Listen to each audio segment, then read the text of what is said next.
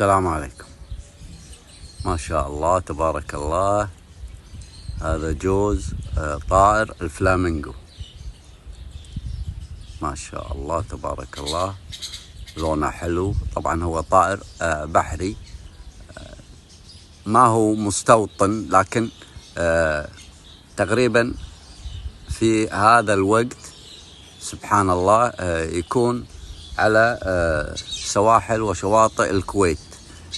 طبعا طائر مهاجر، تم وضعه في المحمية، ولحد الآن تقريبا مر عليه فوق السنة.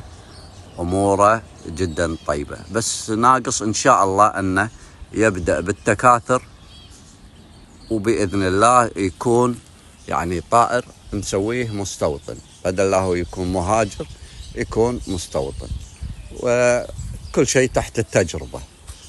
أسأل الله يوفق أهل المحمية. طبعا هذه محمية الكريباني للطيور، الله يوفقهم إن شاء الله وينتجون، ويكون هذا الطائر مستأنس ومستوطن داخل الكويت بدل لا يكون مهاجر.